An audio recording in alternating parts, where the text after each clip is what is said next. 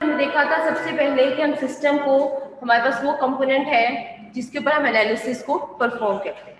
After describing the system, हमने system boundaries को define किया था कि हमारे पास बाउंड्रीज क्या होती हैं। बाउंड्रीज हमने बताया था कि ये बाउंड्रीज रिजिड हो सकती हैं, फ्लेक्सिबल हो सकती हैं, हमारे पास उनकी प्रॉपर ज्योमेट्रिकल शेप हो सकती है, इमेजिनरी हो सकती हैं, रियल हो सकती हैं।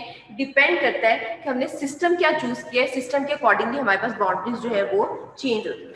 सबसे पहला स्टेप हो गया system definition, then definition of the system boundaries. After defining the system boundaries, we will move towards the properties of the system. हमारे पास different type की properties हैं, either वो basic thermodynamic properties हैं, वो extensive properties हैं, या फिर intensive properties हैं। अब वो properties हमें define करना क्यों जरूरी था? Because the properties are required to define the state of the system. Unless we are not exactly know about the exact value of the property, we cannot determine what is the state of the system. Either वो system इस time liquid है, solid है, vapor form में है, जो भी form होगी वो हम किससे define कर सकते हैं? With the help of the properties. Like हमारे पास अगर एक सिस्टम है, उसके अंदर कहा जाता है जी इस सिस्टम का इनिशियल टेम्परेचर जो है वो 0 डिग्री सेल्सियस था, तो वाटर है हमारे पास सिस्टम के अंदर, then what is the zero indication? Zero indicates that the system is in the solid form, और वो सॉलिड हमारे पास यहाँ आइस फॉर्म में है। हमने उसको हीट अप करना शुरू किया, आप कहते हैं जब हमारा टेम्परेचर जो है वो 70 डिग्री सेल्सियस पे आ गया, तो डेट्स मीन हमारे पास फेज चेंज हुई है from solid towards the liquid. System जो है वो बॉयल होना शुरू हो गया और 100 डिग्री सेल्सियस तक जाते जाते उसकी वेपराइजेशन जो है वो स्टार्ट हो जाएगी। तो बेसिकली अब ये जो 0 डिग्री था, 70 था, 100 था, that determines the value of the state और दैट डिटरमाइंस द प्रॉपर्टीज। अब नेक्स्ट हमारे पास क्या आता है? Thermal equilibrium. अब हम जब भी किसी सिस्टम को डिफाइन करते हैं इन ए थर्मोडायनामिक रीजन, तो we required a proper coordinate system. अब वो प्रॉपर कोऑर्डिनेट सिस्टम लाइक अगर मैं बात करूं यहाँ पे,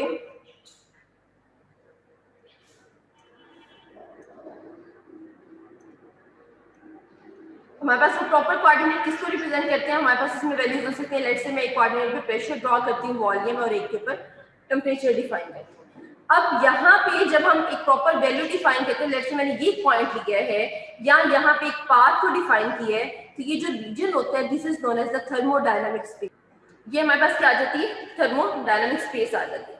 अब थर्मोडायनामिक स्पेस क्या कहती है कि in thermodynamic space we have to define the each property uniquely. हमें हर प्रॉपर्टी को यहाँ पे यूनिक पॉइंट के साथ डिस्क्राइब करना पड़ता है। लेट्स से मैं यहाँ पे एक पॉइंट डिफाइन किया, भी पॉइंट क्या डिफाइन कर रहा है कि एक्स एक्सिस पे ये इसके पॉइंट और वाई एक्सिस पे इसका यहाँ पे ये पॉइंट एग्जिस्ट कर रहा है।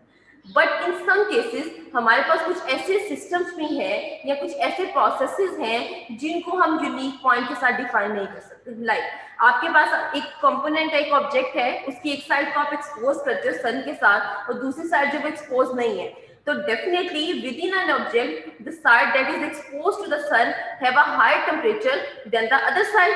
अब दोनों sides का जब temperature difference आया वहां पे, तो due to the temperature difference there is the heat transfer, and due to this heat transfer within a same object हम ये नहीं कह सकते कि इस ऑब्जेक्ट का टेम्परेचर हमारे पास ये है। तो इट मीन्स हम उस ऑब्जेक्ट का, उस प्रोसेस का, उस सिस्टम का टेम्परेचर जो है हमने यूनिकली डिफाइन नहीं किया। इसी तरह अगर एक और हम एग्जांपल लें, आपके पास घरों में सबसे जूसर ग्राइंडर सबने देखा होगा, जब वो कॉन्टिन्यूसली स्टिर कर रहा होता है, आप उसको जब कॉन्टिन्यूसली स्टिर कर रहे होते हैं तो एवरी इंस्टेंट वहां पे उसकी प्रॉपर्टीज क्या हो रही होती हैं? चेंज हो रही होती हैं। हम उन प्रॉपर्टीज को इस कोऑर्डिनेट सिस्टम के ऊपर एक पॉइंट के साथ डिफाइन नहीं कर सकते। तो हमारे पास इसके बेस के ऊपर हमारे पास दो तरह के फंक्शंस एग्जिस्ट करते हैं। It can be the point function और it can be the path function. The functions जिनको हम एक सिंगल पॉइंट के साथ जिन प्रॉपर्टीज को डिस्क्राइब कर सकते हैं, that is the point function. अब उसमें हमारे पास लेट्स से हम टेम्परेचर की सिंगल वैल्यू डिस्क्राइब कर सकते हैं अंटिल वहां पे कोई हीट ट्रांसफर का प्रोसेस नहीं है। एंट्रोपी की मैं एक सिंगल वैल्यू डिफाइन कर सकती हूँ। हाँ, लेकिन अगर इन्हीं चीजों को मैं लेके जाऊं, वर्क के ऊपर लेके जाऊं या एनर्जी के ऊपर लेके जाऊं, तो वर्क और एनर्जी को मैं एक सिंगल पॉइंट के साथ डिस्क्राइब नहीं कर सकती। वो प्रोसेस किसके ऊपर डिपेंड कर रहे होते हैं? Basically that depends on the path. तो इसका मतलब है वो हमारे पास किस में आ जाते हैं? That comes under the heading of the path function. हमारे पास यहाँ से कॉन्सेप्ट डेवलप होता है थर्मल इक्विलिब्रियम का। तो वो कहते हैं जो थर्मल इक्विलिब्रियम है वो बेसिकली क्या है, if all the properties in A system is uniquely defined, अगर हम उनको यूनिकली डिफाइन कर सकते हैं ऑन द कोऑर्डिनेट, तो हम कहेंगे हमारा सिस्टम क्या होगा, that will be in the thermal equilibrium.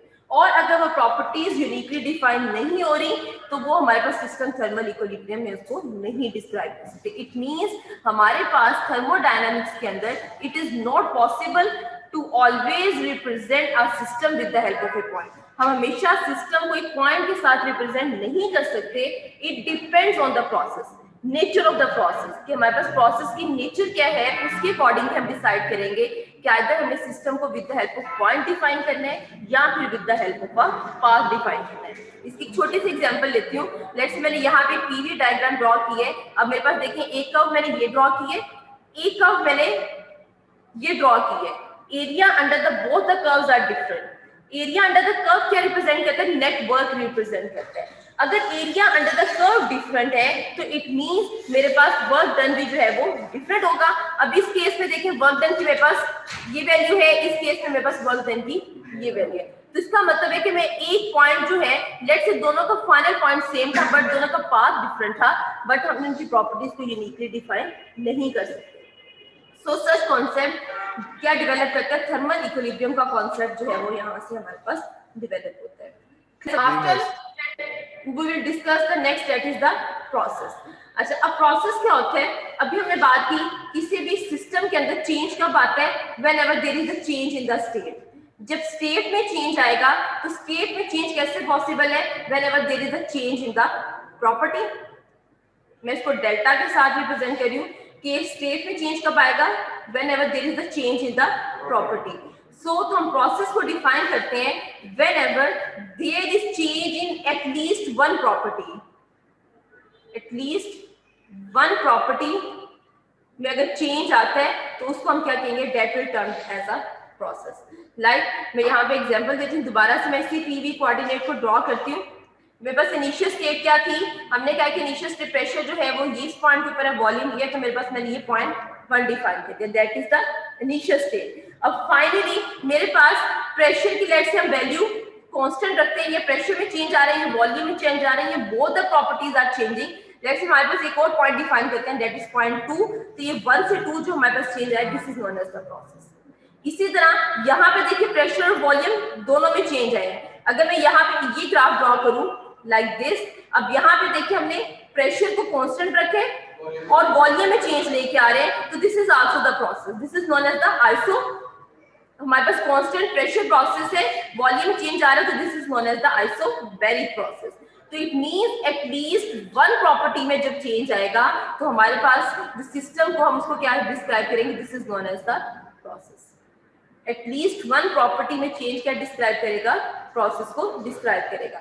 ये आपके सामने मैंने एग्जांपल दिया कि वन प्रॉपर्टी चेंज की और यहाँ पे देखिए दोनों प्रॉपर्टीज में चेंज आ रहा है। इसी तरह देयर आर मल्टीपल ऑप्शंस कि मोर देन वन, हम एक प्रॉपर्टी को कांस्टेंट रखते हुए दूसरी को चेंज कर सकते हैं, एक प्रॉपर्टी को कांस्टेंट रखते हुए हम दो को चेंज कर सकते हैं। लाइक यहाँ पे जैसे हमने कहा कि pressure is inversely proportional to volume by keeping the temperature constant. यहाँ पे मैंने कहा कि मैंने volume, there is a change in volume, delta V है by keeping the pressure constant. So this is known as the process. So process को describe करने के लिए हमें एक path required होता है। अब उस path की proper direction जरूरी है। अगर मैं इस डायरेक्शन को इस एरो के साथ रिप्रेजेंट करूंगी तो ये क्या रिप्रेजेंट करे, there is a increase in volume, volume increase हो रहे हैं एंड प्रेशर हमारे पास क्या हो रहा है, डिक्रीज हो रहे हैं। अब अगर मैं यही डायरेक्शन यहाँ पे रिवर्स कर देती हूँ, लाइक मैं ब्लू के साथ एरो शो कर रही हूँ, now this process shows that the volume is decreasing but the pressure goes on increasing. So that's why we always describe the proper direction of the process. Direction of process जो है वो एक important parameter है process की definition में। तो basically process क्या है, it is the path that connects two properties, two states, और डायरेक्शन जो है इसकी वो हमारे पास क्या होती है, एक इंपॉर्टेंट पैरामीटर होता है। अब हम प्रोसेस को डिवाइड करते हैं into two systems, quasi static and second one is the non quasi static. हाँ जी, कोई क्वेश्चन है? बस ये प्रेशर इंक्रीज और वॉल्यूम डिक्रीज होगा तो ये तो इनवर्सली प्रोपोर्शनल ग्राफ बनना चाहिए। क्या कह रहे हो? दोबारा पूछो प्लीज। इनवर्सली प्रोपोर्शनली है, ये देखें बहुत इस डायरेक्शन में वॉल्यूम इंक्रीज हो रहा है ना, तो pressure and volume both are inversely proportional है ना बॉयज का। सही है, सही है।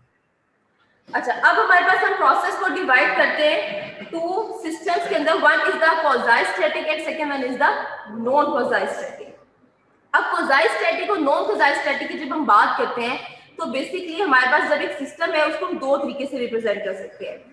वन वे इज हम सिस्टम को सॉलिड लाइन के साथ रिप्रेजेंट करते हैं। सेकंड ऑप्शन मेरे पास क्या होती है, हम उसी सिस्टम को डॉटेड लाइन के साथ रिप्रेजेंट करते हैं। अब ये सॉलिड और डॉटेड लाइन बेसिकली क्या रिप्रेजेंट करती है? सॉलिड लाइन बता रही है कि we are known what is the initial state and what is the final state. मेरे पास इनिशियल और फाइनल स्टेट गिवन है, बट जब मैंने डॉटेड लाइन के ऊपर आ गई, वी आर नॉट नोन कि व्हाट इज एक्चुअली, हमें let's say initial state given है but we are not actually known what is the final state. Final state हमारे पास एग्जैक्ट नो हम उसे हमारे पास फाइंड आउट नहीं कर सकते। उसको हम किसके साथ रिप्रेजेंट करते हैं? With the help of the dash line. Initial let's say हमें पता है, इनिशियल डेफिनेटली इनिशियल पता है तो हमने प्रोसेस को स्टार्ट किया ना, बट हमें उसकी फाइनल कंडीशन नहीं पता। अब इसकी एग्जांपल कैसे ले लें? हमारे पास एक रिएक्शन हो रहा है, केमिकल रिएक्शन हो रहा है, हमने दो एक लिक्विड एसिड और बेस का रिएक्शन करवाया है। अब उस रिएक्शन के रिजल्ट में बहुत ज्यादा एनर्जी रिलीज हुई है। अब जो रिएक्शन के अंदर चेंजेस आ रहे हैं, हम उन चेंजेस की फाइनल कंडीशन अंटिल हमारे पास एक प्रॉपर कंडीशन स्टेट नहीं आती, हम उस प्रोसेस को एक डायग्राम के ऊपर रिप्रेजेंट नहीं कर सकते।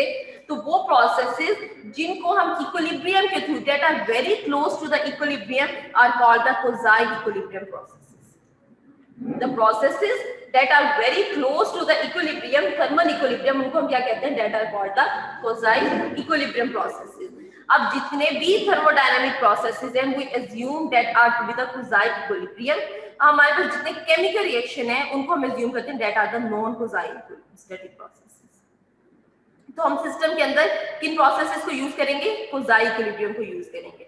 सेकेंडली, क्वाज़ाइस्टैटिक प्रोसेसेस जो होते हैं, it depends only on the initial and the final state. Depends only on the initial and final state, no matter what path is adopted. Let's say अब मैंने एक ब्लू के साथ शो किया, BC के साथ मैं यहाँ पे एक ये प्रोसेस शो कर रही हूँ। अब देखो दोनों प्रोसेसेस के अंदर इनिशियल और फाइनल कंडीशन सेम है। दोनों प्रोसेसेस के अंदर मेरे पास इनिशियल और फाइनल कंडीशन सेम है, पाथ डिफरेंट है। तो हमारा कंसर्न पाथ के साथ नहीं है, our concern is only with the initial and the final condition, कि what is the initial condition and what is the final state. अगर हमारे पास इनिशियल और फाइनल स्टेट गिवन है तो दैट इज इट मींस कि हमारे पास वो कोई भी पाथ अडॉप्ट करके हमारे पास अचीव हुई है, तो उसको हम क्या कहते हैं? That is the quasistatic processes. Clear है ये पॉइंट सबको? After the process, next one is the cycle. अभी हमने बात की if there is a change in at least one property, तो हमारे पास क्या बन जाता है? प्रोसेस बन जाता है। Now if there is at least two processes, अगर हम two processes को ज्वाइन कर देते हैं तो मेरे पास जो डेवलप होता है this is known as the cycle. अब लेट्स से मैं कहती हूँ एक प्रोसेस मैंने यहाँ से स्टार्ट किया इस डायरेक्शन में 1 से 2, सेकेंड प्रोसेस मेरे पास ये 2 से 1 हुआ, तो ये मेरे पास क्या बन गया? साइकिल बन गया।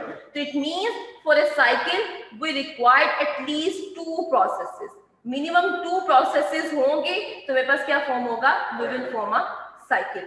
अच्छा, अब यहाँ पे देखें, अगर आप इसकी इनिशियल और फाइनल कंडीशन देखें, 1 से स्टार्ट हुआ था, 1 पे ही एंड हुआ है, तो it means initial state I say initial and final state both are equal. अगर इनिशियल और फाइनल स्टेट्स इक्वल होंगी तो जो चेंज आएगा एनर्जी में, इट मींस यहां से मैं स्टार्ट किया फाइनल वहीं पे आकर ड्रॉप कर गए, तो चेंज आएगा जो एनर्जी में वो क्या होगा? That will be equal to 0। This concept we will use in the first law of thermodynamics. For all the cyclic processes, the change in energy will be equal, change in internal energy will be equal to the 0. यहाँ पे मैंने क्या बात की, अगर एक object को यहाँ से यहाँ तक लेके आने में मुझे 10 जॉल की एनर्जी रिक्वायर्ड थी, तो जब मैं ऑपोजिट डायरेक्शन में आऊंगी तो मुझे उतनी ही एनर्जी, जब आना ही उसी स्टेट के ऊपर है तो -10 जॉल की एनर्जी रिक्वायर्ड होगी, तो -10 + 10 कैंसिल आउट होकर मेरे पास रिमेनिंग चेंज क्या आ जाएगा? 0। उस चेंज की बात की है।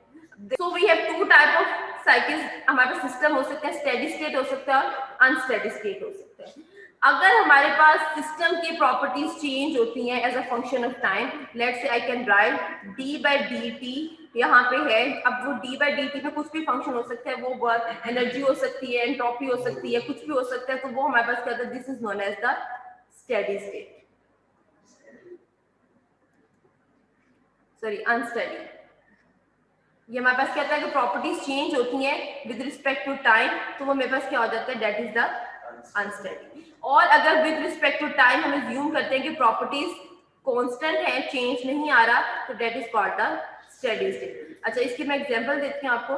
हमारे पास लेट से एक पाइप है, उसमें से फ्लूइड फ्लो कर रहा है। अब फ्लूइड फ्लो कर रहा है तो यहाँ पे पाइप के साथ इसे यहाँ पे आगे लेट से आप कह लें कि कंप्रेसर लगा हुआ है। अब यहाँ से वेपर जब रेफ्रिजरेंट आता है तो वो किस फॉर्म में होता है, that is in the vapour form. अब वेपर रेफ्रिजरेंट जब इस कंप्रेसर में से पास करता है तो अब उसके अंदर हीट ट्रांसफर होना चाहिए। हीट ट्रांसफर होके यहाँ पे क्या है, कुछ ना कुछ उसकी फेज में चेंज आना चाहिए।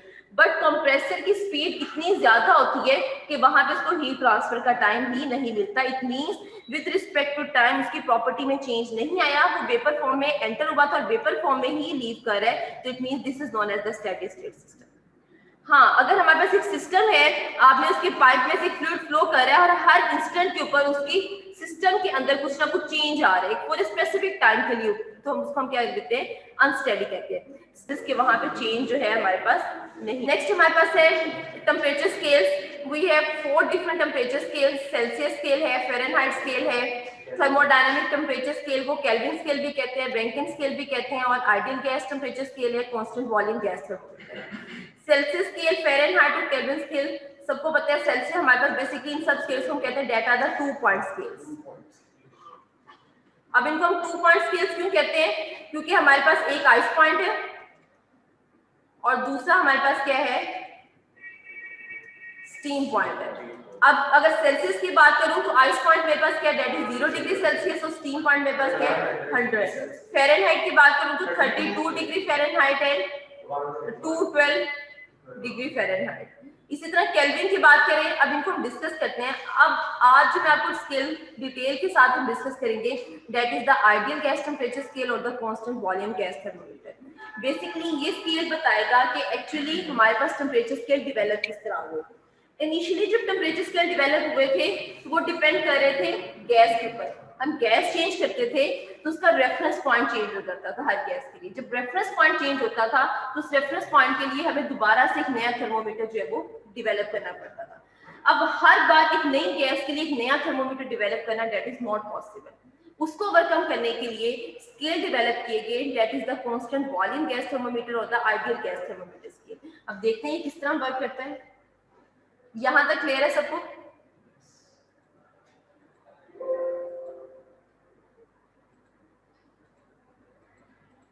और इसको कांस्टेंट वॉल्यूम स्केल कहते हैं। अगर कांस्टेंट वॉल्यूम की बात करें तो इट मींस हमारे पास remaining but are the two parameter pressure and temperature. It means pressure and temperature both are directly proportional to each other.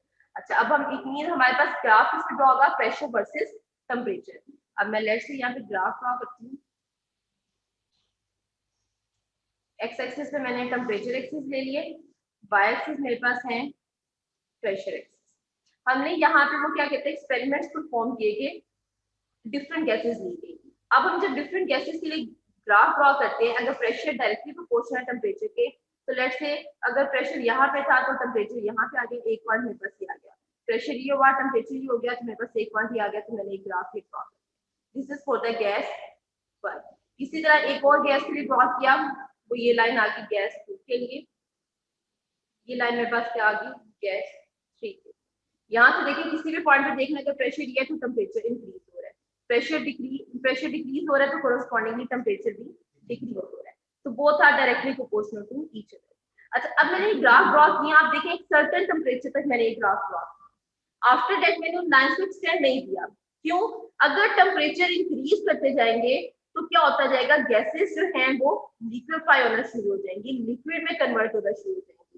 इस वजह से जब गैसेस लिक्विड में कन्वर्ट होना शुरू हो जाएंगी तो मेरे पास जो लॉ है pressure is directly proportional to temperature, वो वहां पे फेल हो जाएगा, because this law is only applicable to gas, it is not applicable to the liquid form. ये लॉ जो है बॉयल्स लॉ या चार्ल्स लॉ है, वो गैसेस के लिए तो एप्लीकेबल है बट लिक्विड के लिए एप्लीकेबल नहीं है। इट मींस जब हमने ग्राफ प्लॉट किया तो वो कहते हैं कि यहाँ पे एक सर्टेन टेम्परेचर के ऊपर गैसेस किसमें कन्वर्ट होना शुरू होगी, लिक्विड में कन्वर्ट होना शुरू होगी। एयर और स्टीम के गैस में भी यही रहेगा? डेफिनेटली गैस है ना, एयर और स्टीम हमारे पास क्या है, that is also the gas. अच्छा, अब यहाँ पे हमारे पास कोई भी गैस हो सकती है, वो हीलियम हो सकती है, एयर हो सकती है, नियोन हो सकती है, दुनिया की कोई भी गैस होती है। इसी वजह से हमने इसको क्या नाम दिया, that is the ideal gas temperature. क्यों? क्योंकि ये थर्मोडायनामिक प्रॉपर्टीज के ऊपर डिपेंड नहीं करता। बाकी जितने भी स्केल थे वो किसके ऊपर डिपेंड करते थे, थर्मोडायनामिक प्रॉपर्टीज के ऊपर डिपेंड करते। प्रॉपर्टीज चेंज होती थी, हमारे पास हर दफा हमें एक नया रेफरेंस पॉइंट जनरेट करना पड़ता, तो उस रेफरेंस पॉइंट से एक नया थर्मोमीटर डेवलप करना पड़ता। अच्छा, अब यहाँ से देखिए हमने एक एक्सपेरिमेंट, अब वो कहते हैं साइंटिस्ट कहते हैं कि उन्होंने जो फर्दर एक्सपेरिमेंट्स को कौन उन्होंने अज्यूम किया कि let's say this law is applicable, और उन्होंने इन लाइन पे एक्सटेंड करना शुरू किया। एक्सटेंड कहाँ तक किए, जीरो प्रेशर लाइन। अब ये लाइन देखिए, इस लाइन के ऊपर प्रेशर कितना है, जीरो है। अब सारी की सारी गैसेस को जीरो प्रेशर लाइन तक एक्सटेंड किया, this is the zero pressure line. जब सब गैसेस को जीरो प्रेशर लाइन तक एक्सटेंड किया तो वो सारी की सारी गैसेस एक सिंगल पॉइंट के ऊपर आके टेम्परेचर के ऊपर मीट हुई। उस सिंगल पॉइंट को जो उन्होंने नाम दिया, that is -273.16 degree Celsius temperature था। ये टेम्परेचर क्या था, -273.16 डिग्री, और इसके कोरस्पॉन्डिंगली प्रेशर क्या था, that is the zero bar. अब इस -273.16 डिग्री सेल्सियस को क्या नाम दिया गया, this temperature is known as the absolute zero temperature. और इस एब्सोल्यूट जीरो टेम्परेचर को हमने क्या लिया, this temperature we took as a reference temperature. अब यहाँ पे देखिए गैस, जितनी भी गैसेस थी वो सबके सब कहाँ पे मीट करी थी, एब्सोल्यूट जीरो पॉइंट के ऊपर। अब एब्सोल्यूट जीरो पॉइंट के ऊपर देखें, अगर यहाँ पे एब्सोल्यूट जीरो पॉइंट का क्या मतलब है, तो टेम्परेचर -273 है, कोरस्पॉन्डिंगली प्रेशर क्या है, जीरो है। अगर प्रेशर जीरो होगा तो सिस्टम की काइनेटिक एनर्जी क्या हो जाएगी, जीरो। अगर सिस्टम की काइनेटिक एनर्जी जीरो हो जाएगी तो टेम्परेचर में चेंज क्या हो जाएगा, जीरो। अगर टेम्परेचर में चेंज नहीं है तो मॉलिक्यूल्स की मूवमेंट क्या हो जाएगी, अगर मॉलिक्यूल्स के अंदर मूवमेंट ही नहीं हो रही तो इट मींस सिस्टम के अंदर चेंज ही नहीं आएगा। दुनिया की जितनी भी गैसेस हैं सबके मॉलिक्यूल्स यहाँ -273.16 पर आके स्टॉप हो जाएंगे, टेम्परेचर में चेंज नहीं होगा। That's why we take -273.16 degree Celsius as a reference temperature, और that's why we call this is the absolute zero temperature. क्यों? क्योंकि यहाँ पे आके every molecule of every gas of the universe will stop, वो यहाँ पे उसकी मूवमेंट क्या हो जाएगी, स्टॉप हो जाएगी। यहाँ पे रेफरेंस पॉइंट हमारे पास आ गया। नाउ हम देखते हैं कि हम इससे टेम्परेचर किस तरह मेजर करते हैं। अब हमने क्या किया, सबसे पहले हमें सिस्टम डिफाइन करना है। System is the ideal gas. अब हमारे पास आइडियल गैस, अब यहाँ पे आपका क्वेश्चन है उसको भी आंसर हो जाएगा। हम सिस्टम आइडियल गैस क्यों लेते हैं, यहाँ सिस्टम हमारे पास आइडियल गैस है। What does it mean when we assume the gases at very low pressure. अच्छा, सबसे पहले हमने सिस्टम डिफाइन किया, that is the ideal gas. System define करने के बाद हम इसको यहाँ पे जो अरेंजमेंट लेंगे, again we have a piston cylinder assembly. हमारे पास that is the ideal gas, वो पिस्टन सिलेंडर असेंबली ले ली मैंने। अब यहाँ से इस सिस्टम को मैंने क्या किया है, हमने यहाँ पे फिक्स पॉइंट डिफाइन करना है। जो भी हमने रेफरेंस फाइंड आउट किया था, फिक्स पॉइंट डिफाइन किया हमने, दैट इज द, वो फिक्स पॉइंट क्या है कि वाटर है हमारे। अब हम रेफरेंस फाइंड आउट करने लगे हैं, जो भी हमने ग्राफ के थ्रू फाइंड आउट किया था उसको हम यहाँ पे देखते हैं। अच्छा, अब हमने क्या लिया है, सबसे पहले फिक्स पॉइंट डिफाइन किया। फिक्स पॉइंट हमारे पास क्या है कि हमने वाटर को ले लिए इन अ प्योर स्टेट। जब वाटर हमने प्योर स्टेट में ले लिए तो हमें पता है वाटर की कैरेक्टरिस्टिक क्या है कि 1 atm और 100 डिग्री सेल्सियस के ऊपर कौन से दो फेजेस एग्जिस्ट करती हैं, वाटर प्लस वेपर। अगर मैं इस टेम्परेचर प्रेशर को फर्दर ड्रॉप करती हूँ, प्रेशर हम ले आते हैं 0.006 बार और टेम्परेचर 0.01 डिग्री सेल्सियस के ऊपर, तो there exist a very unique phenomena, and this phenomena को हम क्या कहते हैं, is known as the triple point of water. इस ट्रिपल पॉइंट के ऊपर क्या एग्जिस्ट करता है, water exist as liquid, solid plus gas और वेपर फॉर्म। अब यहाँ पे ट्रिपल पॉइंट क्यों डिस्क्राइब किया है कि आप लोग ट्रिपल पॉइंट और एब्सोल्यूट जीरो को कुछ स्टूडेंट्स कंफ्यूज करते हैं। ट्रिपल पॉइंट क्या है, that is the 0.01 degree Celsius और इसके कोरस्पॉन्डिंगली 273 केल्विन। और एब्सोल्यूट जीरो मेरे पास क्या है, 0 केल्विन और -273.16 डिग्री। अब ट्रिपल पॉइंट के ऊपर लिक्विड, सॉलिड और गैस तीनों फेजेस को एग्जिस्ट करती है। बहुत कॉमन एग्जांपल है, अगर आप फ्रीजर से एक आइस क्यूब निकालें और आइस क्यूब में वो स्टेट लेकर आए जब आइस क्यूब भी हो, उसके अंदर पानी भी है और आफ्टर सम टाइम वहां पे उसके अंदर उसको आप कवर कर दें, सराउंडिंग के साथ उसका कोई इंटरेक्शन नहीं है, तो with in the same system आप देखोगे कि वाटर बबल्स भी बनना शुरू हो जाएंगे, वाटर क्यूब सॉलिड फॉर्म जो है आइस वो भी एग्जिस्ट करेगी और सॉलिड से लिक्विड में जो है आपको कुछ लिक्विड भी वहां पे नजर आएगा। This is the basically the triple point. Video यहाँ पे नहीं चल रही, लेकिन अगर आप थोड़ा इसको देखें, हमारे पास एक ये फॉर्म जो है, इस फॉर्म के ऊपर तीनों की तीनों स्टेट्स हैं वो कोएग्जिस्ट करेंगे। ये वाटर बबल्स भी बनेंगे, आइस सॉलिड पार्टिकल्स भी होंगे और कुछ लिक्विड भी वहां पे एग्जिस्ट कर रहा होगा। This is known as the triple point of water. अब ट्रिपल पॉइंट ऑफ वाटर हमारे पास क्या, that is 0.01 degree Celsius and 273 kelvin और एब्सोल्यूट जीरो जो है that is 0 kelvin and -273 degree Celsius.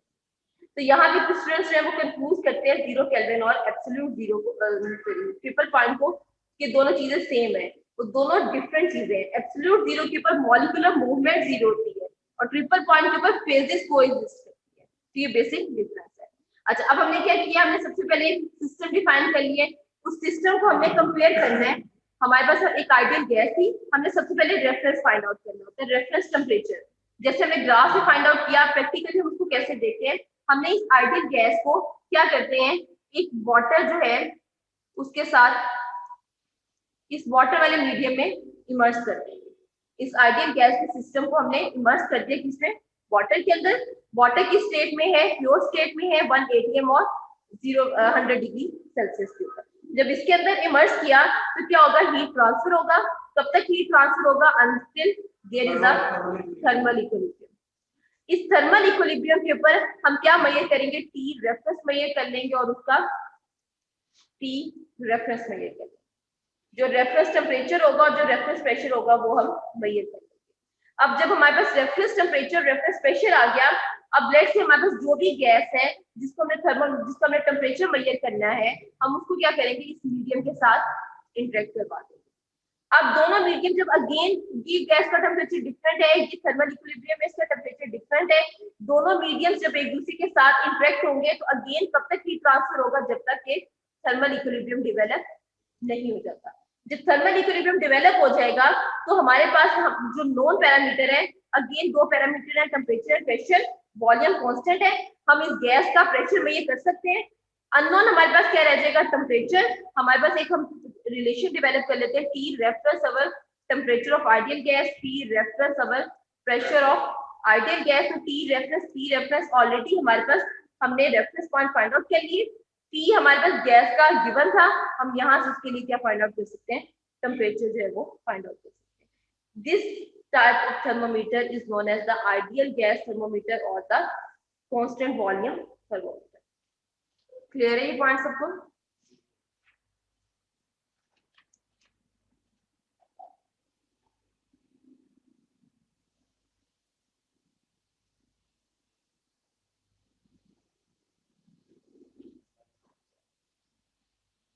यहाँ तक क्लियर है सबको? तो ये हमारे पास डिफरेंट टाइप के स्केल, टेम्परेचर स्केल थे जिनको हमने डिस्कस किया है। अब ये देखेंगे, हम कंपैरिजन करते हैं। अगर डिग्री सेल्सियस है, केल्विन है, फ़ारेनहाइट है, रेंकिन है, तो केल्विन 0 केल्विन होगा और उसका स्टीम पॉइंट 273 है। कोरस्पॉन्डिंगली सेल्सियस का -273 है और स्टीम पॉइंट हमारे पास इसका 0.01 डिग्री सेल्सियस है। फ़ारेनहाइट 32, 491 रैंक, और हमारे पास थर्ड फोर्थ जो टेम्परेचर है this is the Rankine temperature. ये हमारे पास एक डिफरेंट टाइप के थर्मोमीटर जो है वो टेम्परेचर तक क्लियर है सबको? लास्ट टॉपिक आज का that is the pressure. Pressure को हम किस तरह डिफाइन करते हैं, इट इज द फोर्स। नहीं, हमारा कंसर्न ग्राफ के साथ हमें सब पता होना चाहिए कि बेसिकली हम आइडियल गैस थर्मोमीटर हमें डेवलप क्यों किया। और उसको जो प्रीवियस थर्मोडायनामिक टेम्परेचर स्केल थे उनको हमने ऑब्सोलीट कर दिया, इसकी जरूरत क्यों हमारे पास। लास्ट हमारे पास टॉपिक जो है that is the pressure. Pressure को डिफाइन करते हैं that is the force per unit area. अच्छा, अब ये force per unit area is a very common definition, आप सुनते आ रहे हो कि हमारे पास स्ट्रेस की भी यही डेफिनेशन है, प्रेशर की भी यही डेफिनेशन है। अगर मैं यहाँ पे बात करूँ, हम कहते हैं कि हमारे सराउंडिंग एक प्रेशर एग्जर्ट होता है, तो how you can define what is the surrounding pressure, किस चीज का प्रेशर कहाँ पे एग्जर्ट हो रहा है, तो आपको कौन सी फोर्स किस एरिया के ऊपर एग्जर्ट हो रही है, तो आप उसको किस तरह डिफाइन करेंगे। एयर मॉलिक्यूल्स है, डेफिनेटली उनका कुछ ना कुछ वेट भी होगा, तो वो फोर्स वेट की फोर्स है जो कि इस गिवन एरिया के ऊपर basically relative area, either it is the imaginary area, अगर मैं इसकी बात करूं स्पेस की बात करूं, तो किसी भी एरिया के ऊपर जो force air molecules due to its weight exert करते हैं that is basically the surrounding pressure, it is also called the atmospheric.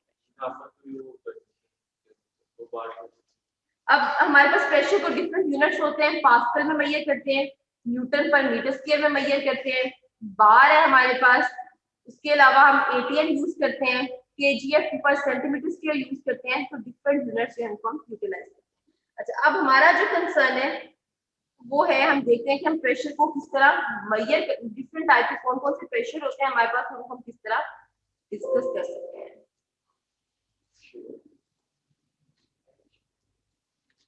अब सबसे पहले जब हम प्रेशर की बात करते हैं तो सबसे पहले हमारे पास हम डिफाइन करते हैं, हमने एटमॉस्फेरिक प्रेशर को डिफाइन किया। एटमॉस्फेरिक प्रेशर के बाद जब हम प्रेशर डिफाइन करें that is the absolute pressure. हम ग्राफ ड्रॉ करते हैं।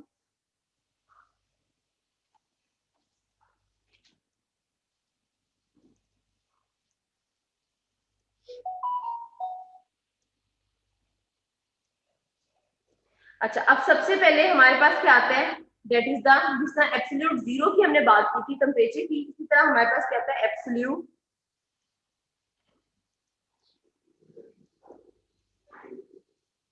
स्पेलिंग मिस्टेक इग्नोर कर दीजिएगा, एब्सोल्यूट वैक्यूम प्रेशर। अब एब्सोल्यूट वैक्यूम प्रेशर क्या है, this is called the perfect vacuum. Perfect vacuum का क्या मतलब है कि प्रेशर विल बी जीरो, यहाँ पे प्रेशर क्या होगा, जीरो होगा। अब एक एब्सोल्यूट वैक्यूम प्रेशर होता है, जीरो पे वैक्यूम तो नहीं होता, जीरो से नीचे जाके vacuum, that is the negative pressure. मैं उसको एक्सप्लेन करती हूँ, आपका जो पॉइंट है उसको मैं भी एक्सप्लेन। अब लेट्स से एक मैंने एब्सोल्यूट वैक्यूम प्रेशर डिफाइन कर दिया, second is the atmospheric pressure जिसकी अभी हमने बात की, इसको हम किससे रिप्रेजेंट कर देते हैं, पी एटमॉस्फेयर से रिप्रेजेंट करते हैं। अब लेट्स से आपको कहा जाता है एक इस पॉइंट का प्रेशर मेजर करें ए, एक मैंने एटमॉस्फेयर से बिलो ले लिया पॉइंट बी, एक मैंने एटमॉस्फेयर से अबव पॉइंट ले लिया और एक एटमॉस्फेयर से बिलो पॉइंट ले लिया। ये आपका क्वेश्चन जिसका आपने भी पूछा उसका आंसर है। अब देखिए, अब आपने सबसे पहले पॉइंट ए का प्रेशर मेजर करना है। अगर आप पॉइंट ए का प्रेशर इस एब्सोल्यूट जीरो प्रेशर के रेफरेंस से मेजर करते हो तो वो मेरे पास क्या आ जाएगा, this will be the pressure and this is called the absolute pressure.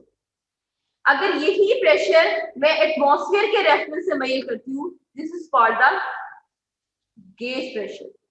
इस पॉइंट ए का pressure if I am measure with respect to the atmospheric pressure, this is called the gauge pressure. अब देखिए, जब हम gauge pressure measure कर रहे हैं तो हमारे पास उस टाइम वो गेज जो होगी वो एटमॉस्फेरिक प्रेशर को क्या अज्यूम करेगी, वो अज्यूम करेगी कि वहां पे एटमॉस्फेरिक प्रेशर जीरो है। एग्जांपल, आपके पास लैब के अंदर इंस्ट्रूमेंट्स हैं, आप उस पे कहते हो कि आप वहां पे डायल गेज लगी होगी, वो डायल गेज के ऊपर आप देखोगे 0, 10, 20 रीडिंग्स मेजर होगी। अब वो जो 0 डिग्री सॉरी 0 बार है वो क्या है, दैट इज वो अज्यूम करती है कि उस टाइम उसके उस 0 के अंदर एटमॉस्फेरिक प्रेशर ऑलरेडी ऐड हुआ होता है और वो ऐड होके वहां पे आपको एक जो वैल्यू दे रहा होता है that is the basically the atmospheric pressure. अब 0 से अबव जितना प्रेशर होगा वो बेसिकली किसका प्रेशर होगा, उस मशीन का प्रेशर, और उस प्रेशर को हम क्या कहेंगे, that will be the gauge pressure. इसी तरह अगर मैं इस एटमॉस्फेरिक प्रेशर से बिलो इस पॉइंट बी का प्रेशर मेजर करती हूँ, अब ये पॉइंट बी का प्रेशर बेसिकली क्या है, एटमॉस्फेरिक प्रेशर है। उसके बाद हमने वहां पे एयर को विड्रॉ किया, वहां से सक्शन क्रिएट की। अब यहाँ पे जो प्रेशर डेवलप होगा that is less than the atmospheric pressure. अगर लेस एटमॉस्फेरिक प्रेशर से तो डेफिनेटली वो गेज क्या प्रेशर बताएगी, नेगेटिव प्रेशर बताएगी। तो this is the vacuum pressure. जो भी एटमॉस्फेरिक प्रेशर से कम होगा that will be the vacuum pressure. Components of the pressure, इसमें जो इम्पोर्टेंट आपकी लैब में आप प्रेशर यूज करोगे that will be the gauge pressure. आगे इंडस्ट्रीज में या कहीं भी आप जाओगे तो वहां पे जो डायल्स लगे होते हैं, गेजेस लगी होती हैं, वो जो प्रेशर मेजर करती है वो गेज प्रेशर मेजर करती है। अब गेज प्रेशर आप कैसे इंडिकेट करते हो? आप लेट से आपने पीएसआई यूज किया, इसका पाउंड स्क्वायर इंचेस प्रेशर का यूनिट है, इसके साथ क्या वर्ड मेंशन होगा? जी का वर्ड मेंशन होगा। व्हेनेवर जी का वर्ड होगा यूनिट के साथ, it indicate that is the gauge pressure. और अगर एटमॉस्फेरिक का वर्ड है तो वो आपकी सराउंडिंग का प्रेशर यहाँ पे एटमॉस्फेरिक प्रेशर को इंडिकेट करेगा। हम जब नेगेटिव प्रेशर मेजर कर रहे हैं उसमें भी हम gauge pressure refer point atmospheric का जमा करके आगे चलेंगे। गेजेस जो है वो नेगेटिव नहीं बताती है, तो वो फिर उसको आप वैक्यूम प्रेशर, वैक्यूम प्रेशर है आप उसको देखें। अगर हम उसको भी गेज कहेंगे ना तो इस लेवल के ऊपर आके कंफ्यूजन क्रिएट हो जाएगी। क्यों? क्योंकि स्टूडेंट्स के माइंड में कॉन्सेप्ट है कि वैक्यूम प्रेशर नेगेटिव होता है। अगर हम उनको कहेंगे that is also basically the gauge ना, देखो गेज अगर मेजर करिए उसने एटमॉस्फेयर को जीरो लेके उसके रिस्पेक्ट से वो प्रेशर बता दिया कि वो इंक्रीज हुआ या डिक्रीज हुआ है। अभी मैंने आपको ये कहा कि वो डिफरेंस आइदर अगर ज्यादा होगा एटमॉस्फेयर तो वो इंक्रीज आ जाएगा पॉजिटिव, अगर वो डिफरेंट एटमॉस्फेरिक से बिलो है तो वो नेगेटिव आ जाएगा। इसमें रेफरेंस जो है रेफरेंस एटमॉस्फेयर है, जैसे हम गेज प्रेशर में ऐड कर रहे हैं बिल्कुल बिल्कुल बिल्कुल वही है, वैसे ही हम वैक्यूम के केस में एटमॉस्फेरिक फिर उसको गेज प्रेशर बिल्कुल उसको हम गेज प्रेशर ले रहे हैं। रेफरेंस मेरे को देखिए हम इसीलिए बी पॉइंट के जो मेजर किए तो रेफरेंस एटमॉस्फेरिक प्रेशर ही ली है, उसके अलावा तो आपके पास और कोई ऑप्शन नहीं है ना कि आप किसी को ले सकते। हाँ, अगर आपके पास दो इंस्ट्रूमेंट हैं तो उस केस में आप डिफरेंशियल प्रेशर मेजर कर सकते हो। वो अगर एक का with respect to second that is the differential pressure, तो वो डिफरेंट आएगा गेज प्रेशर से, वो हमारे पास सेम नहीं होगा। वो किस केस में आएगा? जब एक इंस्ट्रूमेंट के ऊपर दो प्रोसेसेस साइमल्टेनियसली हो रहे हैं और दोनों गेजेस जो हैं, अब लेट्स से मेरे पास ये पार्ट है, इसका प्रेशर मेजर कर रहा है, अब इसे इस कंपोनेंट का प्रेशर मेजर करना है with respect to this component, तो that will be the differential pressure, that will be not the gauge pressure, वो गेज प्रेशर नहीं होगा। स्टूडेंट यहाँ तक क्लियर है सबको? Online students Yes, students yes, miss.